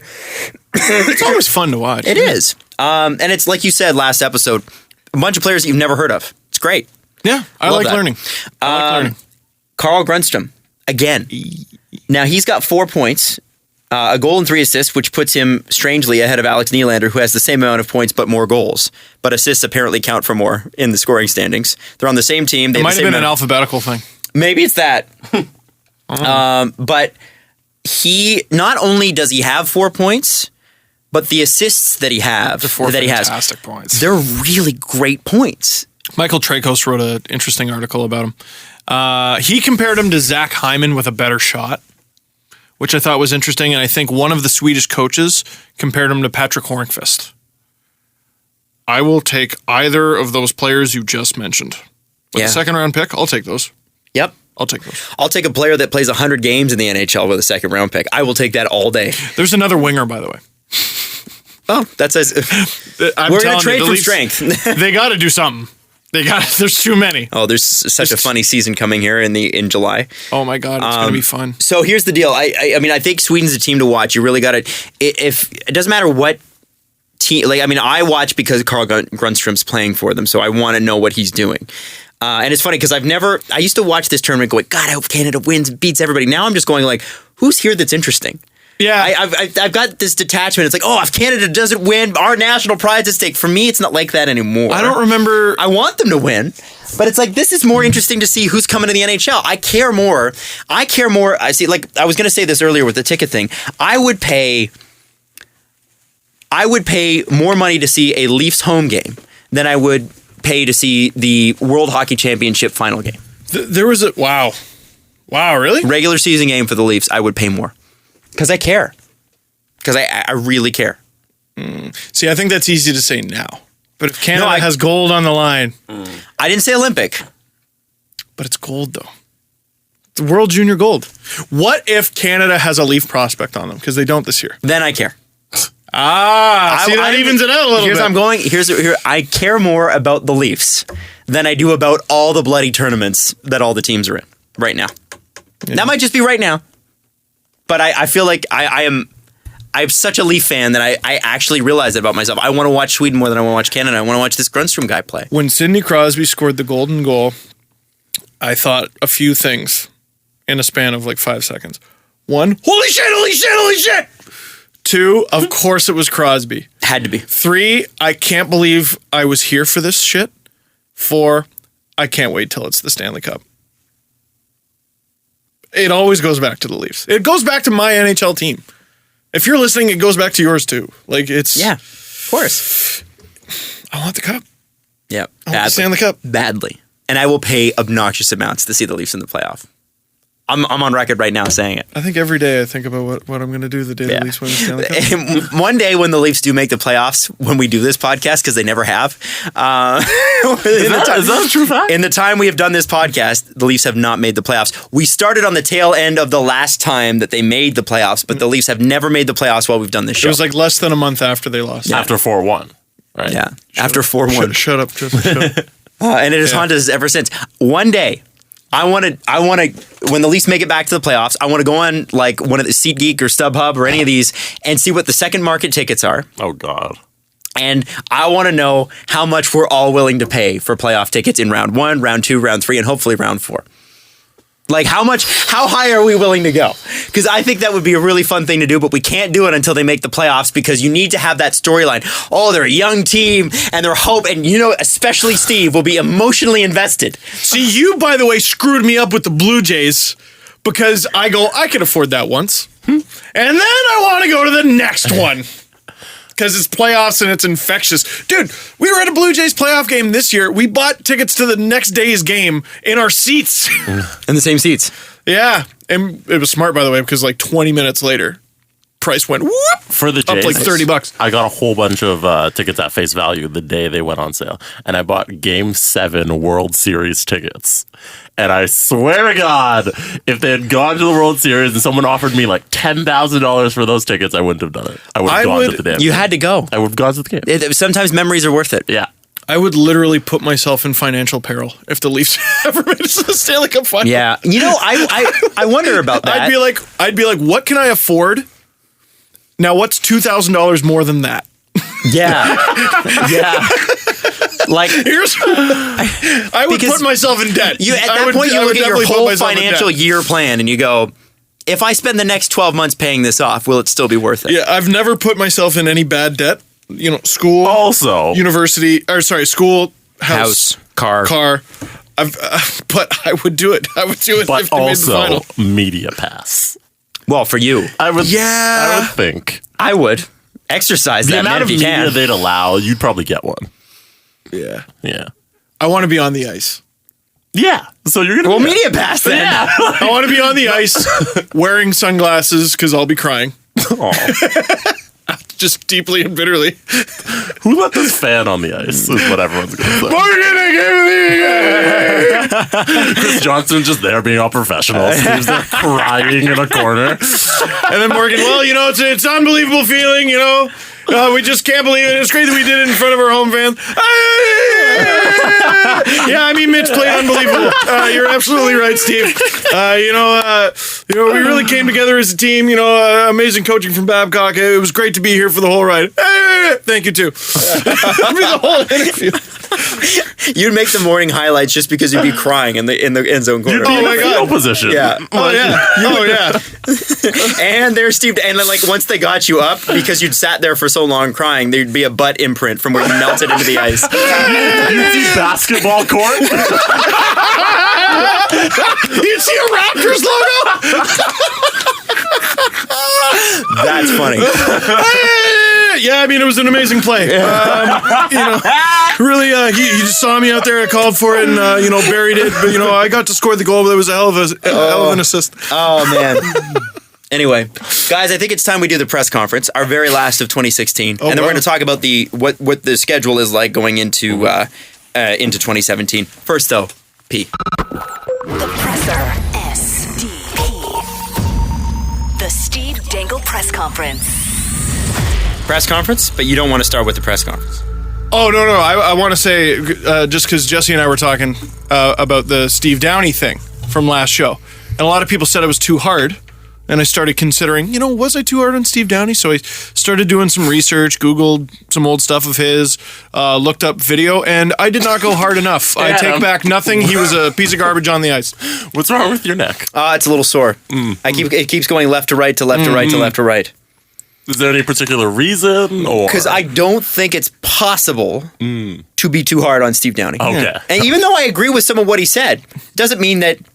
Listen, you cannot blame Don Cherry for slashing a referee. Don Cherry never told you on a Saturday night to slash a referee. I had one guy go, you know what? You don't know what you're talking about. He only got suspended once for targeting the head. Okay, what else did he get suspended for?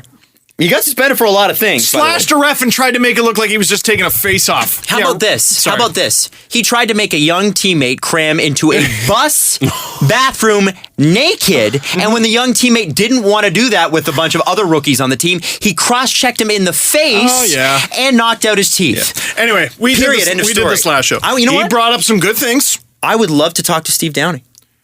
Oh, I don't know. Why not? I don't know. Why not? I think it'd be interesting. I don't know if he'd be willing. You know what? It'd be interesting. Well, if he's willing to tweet about it. Yeah, fair enough. That's a bigger audience than we are. Yeah, that's true. Why the hell not? Yeah. Let's invite him on. Let's do it. By the way, for anybody wondering... I'm going to start doing push-ups. Anybody wondering, we are going to take next week off. We are going to release 2 best of episodes, which Jesse is lovingly compiling, which will probably be best of, meaning the worst of Steve and I's worst moments, the hottest of hot takes. It's just going to be... Make an episode where all I do is interrupt Adam. You won't have to look. I don't have to make that. That's the easiest episode. So you want me to play back? Repost it. You know what? Well, you know,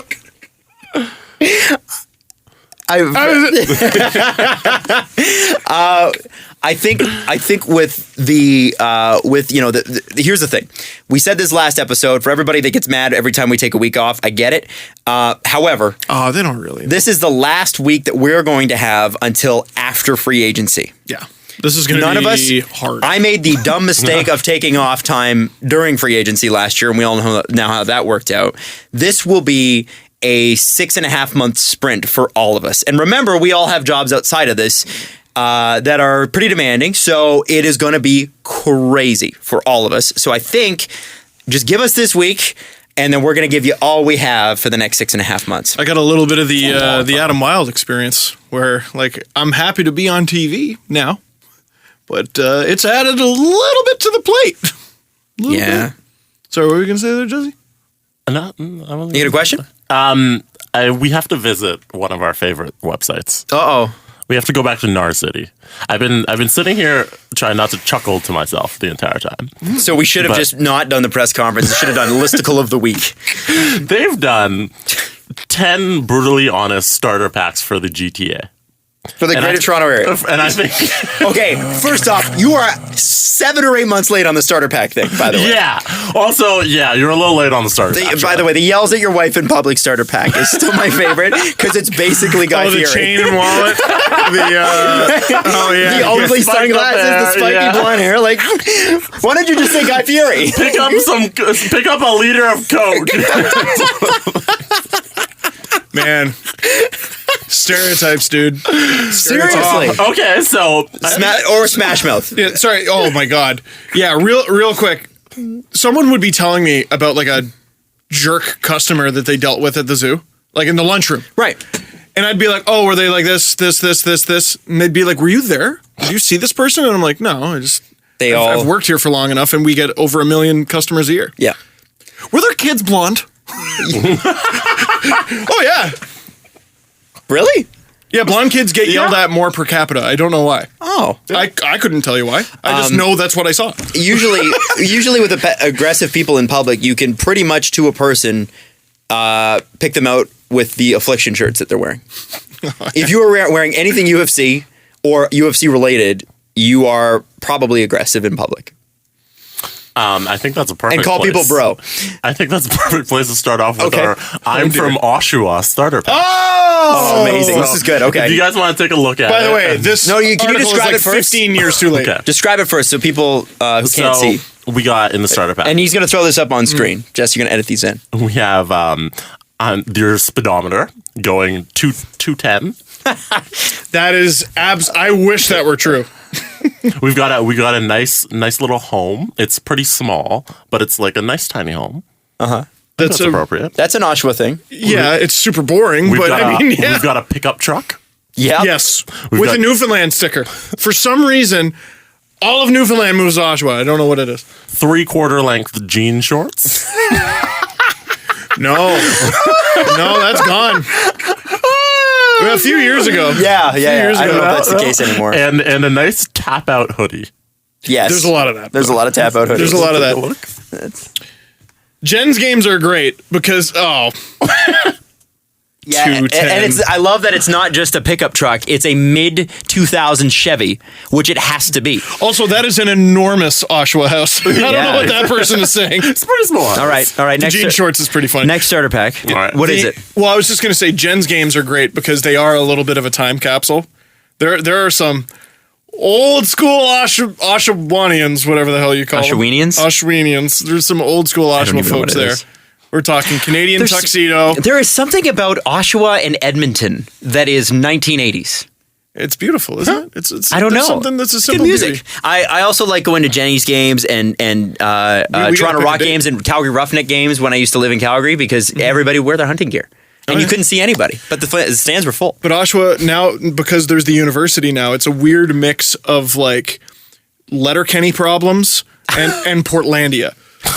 Oh, because it's hipster too. Yeah. It's very, very. SL and I went to breakfast one day. We're like, where the hell did we walk into? Everyone's wearing like a beret. Oh yeah, seriously. Painting while drinking coffee. Yes, drinking coffee. Yeah, something. There's something you drink coffee limp wristed, and you pretend like you hate it. There's something about Okay. Lip print. Okay. All right. And yeah, it's like, Do you want to do the I'm from Scarborough stuff? Yeah. let's go. We've got Bays, Chinos, and Jordans. Jordans for sure. Jordans for sure. Everybody. It was Jordans. That was all people wore. We played against a rugby team where they couldn't afford cleats, so they all wore Air Forces, and they kicked our ass. Wow. Yeah. We got Salt and Pepper Roots hoodie. No, that's every university town. That's Yeah. not Scarborough. Good Life Fitness bag. That's In not Scarborough? either. No. No. No. We got I don't even know if there is a Good Life in Scarborough. Has this person ever been? in Nar City. We've got a TTC picture, which is anywhere in Toronto. Yes. We've got some slow burning cigarettes and a bunch of kids standing by a brick wall looking tough. Well, that is for sure. Boo! That list sucked. Oh no, that's the LRT. That's light rapid transit that links to the subway. okay. That's why, yeah, because it's like Okay. Kennedy Station, of course, yeah. Wow, this is, you know why? Here's the thing. If you were expecting the starter packs to be good, it's Nar City. So no. My friend posted a one the other day. The Roots hoodie, man. it was- Nobody can afford Roots in Scarborough. Like, Yeah, we could. that was a It's like, little Roots odd. is expensive. Yeah. Yeah. Yeah, I can't afford Roots. What the hell? I got can't some e- for Christmas, and I was like, wow. I got Roots. Yeah. It's good quality. I saw a sign for a lost cat. And the caption was only in Scarborough. Right above the cat, like printed on the sign, it said, "Dis yo cat." I thought that was funny. Next starter pack. Dis yo cat. Do you want to do the I'm from Markham? Okay. I don't know if is Markham that amazingly different from No. Scarborough? All right, they switched it up a little bit. We've got some. We've got a BMW. Yes. Vaughn. Yeah, But Vaughn. yeah. Well, Markham.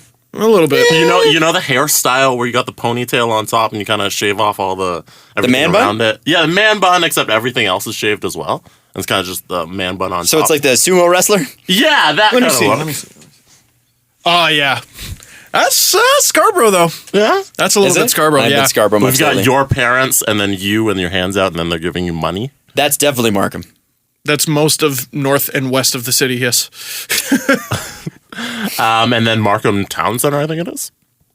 Is a place. Yeah, we got a little I don't know starter if I've pack. ever been. And the Canada Goose Jack is there, but everybody has Canada Goose Jack. You know why this is These lists boring? stink. You know why this is boring? Because a lot of the suburbs in Toronto are pretty boring. Like, we don't have a suburb like That's Brooklyn. not true. Yes, it is. Tell me one thing about any of the suburbs in Toronto that's interesting, and I include the ones that I grew up in. Pickering has Frenchman's Bay. Joe Newendike is from Whitby. Mike Koska is from Ajax, I think. I'm not actually even sure. That's my point. Boring. Fair enough. It's boring. They don't have. Toronto is a new city in the sense that it doesn't have the characteristics of neighborhood that you would get in older big cities. See, I don't think that's true. I think Toronto is bajillions of small neighborhoods. We don't really have the big Brooklyn feel. We have like Right. So there's I always laugh when people say like Little Italy in Toronto. There's several. there are Toronto and the GTA have several Little Italies. There's several Little Greeks, Portugals, Several Chinatowns. Indias, Chinatowns, Little Philippines. There's all, there's That's all my kinds. point. My point is that. Yeah, but that makes the whole thing good. I'm not saying it makes it bad. I'm just saying it doesn't make it. I think it makes these articles difficult. Yes. Yeah. They're trying to make an article that's impossible to make. Okay. No one area has one distinguishing factor. Like, you're just not from there. Whoever wrote that's just not from there. If you had someone from there do it. You know what you could have done for Scarborough? Exco. No, well, yes, definitely Exco, International Clothiers. And the name, what was the name of the guy who ripped movie tickets at Morningside, the Cineplex? I know who you're talking about. Yeah. Yeah, and everyone from there knows what I'm talking about. So congrats to the 30 of you. So what are we giving in our city's starter packs? Boo. I'm exhausted already. Can we get to an I actual wish I question? had more hands so I could give those lists 4 thumbs down. All right. Sorry, I might have watched that recently. Was that a good Chappelle? Has Sidney Crosby surpassed Carey Price as the best hockey player in the world? Yes, I'm sorry. Okay. That was dumb. You're right. At least I can admit it. Can you create a new Leafs chant that's not "Go Leafs Go"? but is just as catchy? Austin Matthews. Austin Matthews. I don't know. Better than Go Leafs Go. A Leafs chant? Yeah. We Want Cup. I don't know. No. I think chants kind of. The answer is no. Chants kind of suck if they're not in the form of a song. If you were to meet Levi Maestro in person, what would you say to him? Nothing, because it's a greeting without saying hello. I think, as I said in the last episode, I think he's probably a really good guy. Totally. We would have. I think we would have the best time. Yeah. Oh man, you saw Rogue One? I like that movie too. Like I think he'd just be like. He seems like a very chill guy. agreeable dude. Yeah. And if you said you liked a movie that he didn't like, he'd be like, "Oh, okay." Like that. He would let you talk because he doesn't have anything. I think he's a likable dude. I just think that he needs a producer to tell him when his content is lacking. He's a content we all do. producer. We all do. That's why we have one on this show. Without a producer. Why is Donkey Kong called a donkey? I have always wondered that. He is nor donkey nor Kong. Is he a Kong? What is a Kong? Here's the Kong thing, is though. a dog toy. Yes, it is. But Yeah. Well, he's he's definitely not one of those. the very strange thing about Donkey Kong is he is from the Kong family. Like King Kong. Yeah. Oh, yes. Yeah. Yeah. Diddy Kong. Diddy Kong. What about Donkey Kong made his parents decide, and we shall name him Donkey? I used to play Donkey Kong every day. Donkey Kong 64 is a very underrated game. Deep game. I'm talking about SNES. Wow. SNES. It was great on SNES too. Are you going to get the SNES Classic? When's that for sale? It's out. It's It's already out. Yeah, it's been out. And it comes with all 200 games. Just upload it, right? No, I think it's 200. Isn't it 200? I think it's less than 200. It's all the good games. I want to be Donkey Kong. I hope NHL 94 is on there. Yeah. Well, no, it's classic though. It's not SNES. Do they have? Oh, they have the. Oh, yes, I it's want just Magic NES. Johnson's Fast Break. Yeah. Oh, wow. In In fact, do you remember the theme song to that? NES Classic? I was waiting. Only 30 games. What are the games though? Balloon Fight, Castlevania, Donkey Kong, Double Dragon 2, Double Dragon 2 is awesome. I've never played that. Dr. Mario, Excite Bike, Galaga, Yes. Ghosts and Goblins, Gradius, I heard of that.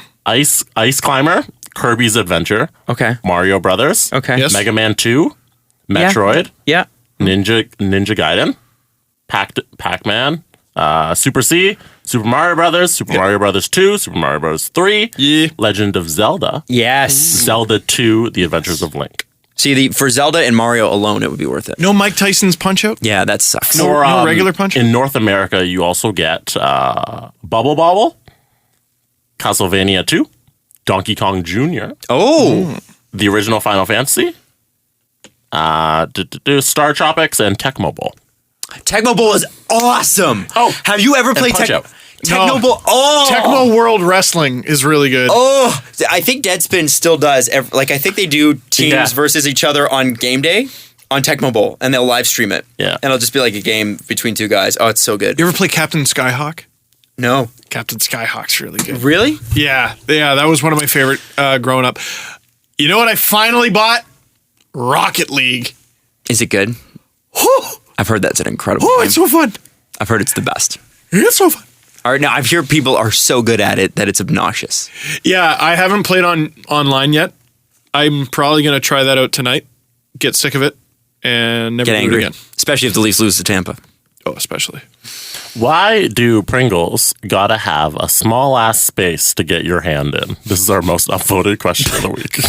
And I think best worded. I think that might be a question of the year in terms of how that was worded. Can we read that one more time? Why does Pringles gotta have a small ass space to get your hand in? I love that. That's the most Question mark. upvoted. That is Yes. so our listeners. P.S. Enjoy your week off. I love you guys. thank Thank you. you. Do we have an answer? The answer is so they can fit more Pringles on the shelves so they can sell more and make money because capitalism, man. That's my answer. Okay. I don't know. I think it's just a gimmick. Yeah, I think it's because the packaging looks cool. Then that's the differentiator because the chips aren't that good. If you were a kid and you got, whoa. Oh, I just wanted to say, if you were a kid and you got a flavor that wasn't pizza, you're poor. Adam hates. I was that kid. Adam hates. Okay, let's The talk. Godfather. Fun. I just thought I'd end 2016 burning the house down. Children. Babies. Babies. Specifically. No, I don't hate babies. Just what do they do? The Leafs. What are they capable of? What are babies capable? What can babies About do? as much as a can of chips. Am I right, Adam? About as much. High five for hating Except for chips cans and of chips babies. don't poop.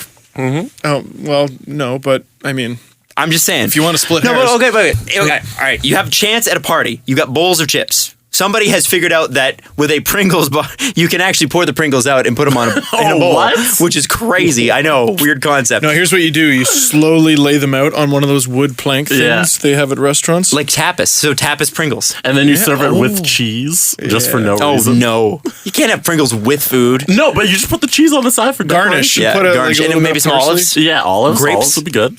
Olives are terrible. Olives are bad. Add that to the list. I am really burning the house down today. No, Adam, okay. this is my baby. Her name is Olive. What is the what chip are you going to first? You got Doritos, you got Doritos. Lay's, you've got Ruffles. What kind of you got- Doritos? like is Pringles are Pringles Depends on the The day. original Doritos are not the greatest. What's the original? The Nacho cheese? nacho cheese. nacho cheese, yeah. Because There's like 8 kinds they've made better that are better than the original. The sweet chili heat's pretty sweet. Yeah. sweet chili heat is very, very good. Jalapeno cheddar is very. If a good I've only had, you know what, maybe this isn't fair. I've only had Pringles original. So maybe my Pringles taste is off. Like ever? yeah. Oh, Are there that's better weird. Pringles flavors Yeah. out there? Yeah, pizza. Like, Adam was a I poor like the kid. I just sour learned. cream I was a poor kid.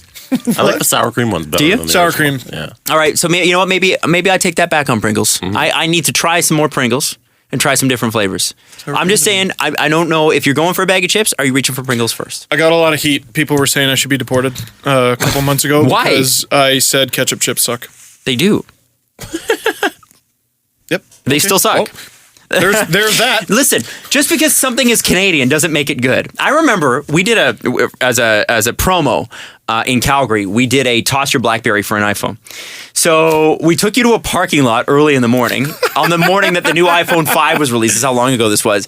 And you had to throw your BlackBerry, and the person that threw it the furthest got an iPhone, a brand new iPhone. And That's a really good gimmick. we were inundated with people so angry. How dare you diss a Canadian company like BlackBerry, like Research in Motion at the time? How you are not supporting Canadian products. Guys, listen, free market. Canadian product, fine. Not a good Canadian product. I would gladly buy a BlackBerry if it were better than an iPhone. But guess what? And even the BlackBerry hardcore fans that still somehow exist, you have to now admit, iPhone won. Yeah, but I'm getting sick of the iPhone. But iPhone won. I think I'm You going. know why Yeah, you're getting sick of the iPhone? Because you use it. Because you have one. You're not getting sick of it because it's gotten worse as technology. You're just No. getting sick of it because you're a human and you get bored eventually. Yeah, I and think next phone Pixel. yeah, and the last time you did that, Steve, you were like, "Oh God," and then a Yeah. month later, you switched back to an iPhone. Yeah. I don't know. We'll see. No, that's what happened. Jesse and I were there. Yeah. and we could no It longer have literally group happened. conversations. We remember that. Yeah. Oh yeah. And you guys were so supportive about the whole thing. Isn't it shitty, Steve? Yeah. Shut up with your plain Pringles, Adam. I don't know what an Android gives you that an iPhone won't. Customization. I all- can make the screen do whatever I want. Well, good. Phones have Spend gotten to 20 the minutes point on where that. they're all kind of the same. They're and all it's the just same. whichever one you want to use for usability. And guess what? Your iPhone works with your computer. yeah. Way better. Yeah. When I plug in another kind of phone, my computer literally explodes. Well, no.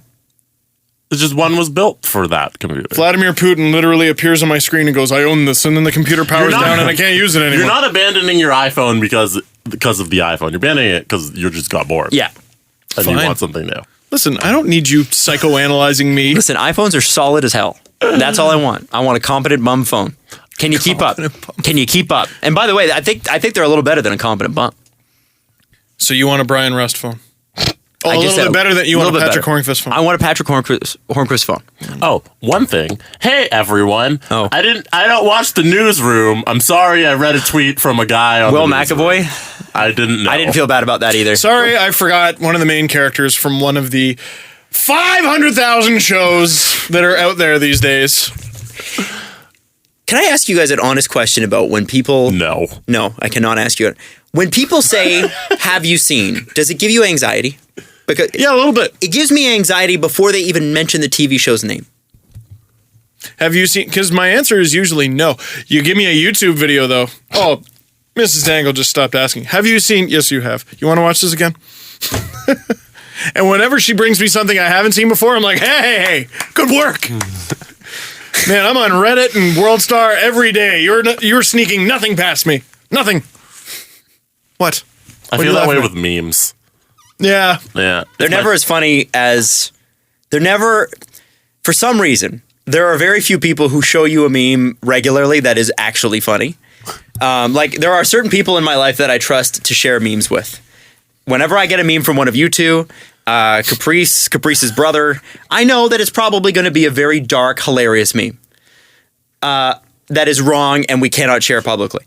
But if I get a meme sent to me from my dad, who I love, chances are I'm not going to find the meme as funny. And I love my dad, but he doesn't have that same sense of humor. He finds like, oh, funny. He's a little different kind of funny. And he probably couldn't even tell you what a meme is. You know what I'm really enjoying right now? And that's probably a good thing. He's probably better off. I'm really enjoying my mom just learning emojis. But with punctuation. So she doesn't do the actual emoji. She'll do like the colon for the eyes and the line for the nose, and then she'll put like a star for a smoochy face. Oh, so or the bracket for the smiley face. 2004 emojis. Yeah, and it's adorable. That's it's the sweet. funniest I like thing. that. I want her to send me a flower bracket F bracket. My dad now has fallen in love with FaceTime. And I'm going to go on record and say I hate FaceTime. I don't want to look... If I have to talk to you on the phone, I don't want to have to also monitor how my face looks. Mrs. Dangle's grandparents from Scotland have had many a conversation with their shoulders, yes. They don't get... They don't get it, eh? Look into the camera, guys. So my dad gets that. Get it. But my dad, when I'm like, yeah, sure, give me a call, he FaceTimes. And I'm like, no. I'm in the car on Bluetooth. Just call me. Unless you want to look at the bottom of my chin. It's always Let me see my dog. I just want to see my son. Yeah, no, and then we put the dog on camera. Oh, okay. Night. We say this with love. Those damn dirty Scots. Yep. Who I love. I got to tell you, as someone whose mother has more Twitter followers than he does. Well, she is a Grammy Award winning. She is. It is a little bit weird that my mom is better at emojiing than I am. Far better. Is she better? I remember I made fun of my parents once on the air because I said there were like, I made a joke about how many divorces there are in my family, which there are a few. There's not just one, there's a few. Okay. And that's okay. My mom was like, I heard that, and then sent me the emoji with the sunglasses. And I was like, wow, that was quite hysterical, and you used that emoji correctly. Golf claps, Mom. Well done. Well done. Anyway, well done. This is devolving. We're about to go on vacation. Let's go into 2017. What are you guys going to do for the next week? I'm kidding. Alumni game. Uh-huh. Centennial Classic. Uh-huh. Pass out. Jesse? Same thing. Are you going? I'm not going to the Centennial Class. I'm going to the alumni game. So I'll see you there. Hey, there you go. Be a good time. Florida. Oh, right. I'm going to go see PK live. If he's not hurt. He's injured, so might not see him. Screw you guys. Adam, I think his name is Vingen. He's a Predators reporter. He tweeted today, PK Subban is out for the rest of the year. As in 2016. Oh. What? That's evil, sir. That was good. That's unfollow territory. No, it's not. That's follow. I wish there was a playing lock. with fire, Adam. I wish there was a lock follow. As in, I like you so much, I can follow you. I'm going to confidently say that following you for the rest of my life is a good idea. I have $1 million idea for Twitter. What's this? This is not going to be good. We got block. Yeah. We got mute. Yeah. You know what we need? What? A 24-hour mute. You love that person, but you don't want to hear about them right now because they're going off on something and you're not interested. And you don't want to unfollow them, you don't want to block them, you don't want to mute them because what if you forget about them? Temporary mute. I need a 24-hour mute. I like that. I don't like this tangent you're going on. Temporary mute. Now be honest. You thought it'd be a shitty idea, and it ended up being a great one. It's not bad. That's a pretty good idea. It's pretty good. It's pretty good. Hey guys, we love 24-hour you. mute. Thank you so much for listening and supporting the show in 2016. Stop. We really appreciate it. We love you. We will see you in 2017. January the 10th, I believe, is our next episode. What's your resolution? Shut up. I know. None. Zero. Is Penny Alexiak the athlete of the year? Follow the guys on Twitter at Steve_Dangle, at Adam WYLDE, and at Jesse Blake. The Steve Dangle Podcast. Brought to you by Panago Pizza. Order at panago.com and stuff your face with deliciousness.